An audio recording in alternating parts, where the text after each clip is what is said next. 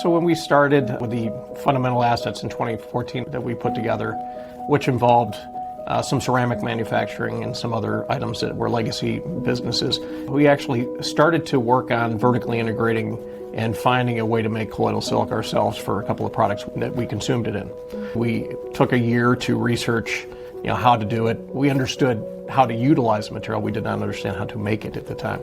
But we ended up, over that span of that year, we negotiated to buy the assets of a DuPont facility in the UK. And we moved that in 14 shipping containers to North America and built a plant in Burlington with those assets. So we became the newest colloidal silica manufacturer in North America.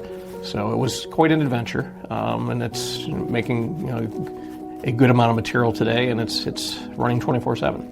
From there, we acquired the assets of additional facilities, and then there were some other facilities we'd acquired as well, out of Bristol, Wisconsin, Gurnee, Illinois.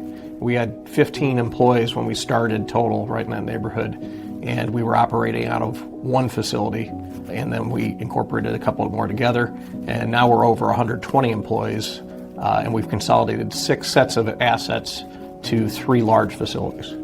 All 3 facilities now have expansion happening. So we are working on additional capacity in Burlington for a couple of the key products. We are working actively on reactivating a product line here in Elkhorn, which will triple the size of the organization over the next 3 years. And we are also building out an ag operation in Rockton, Illinois, in addition to the warehousing work that we do as distribution for some of our channel partners.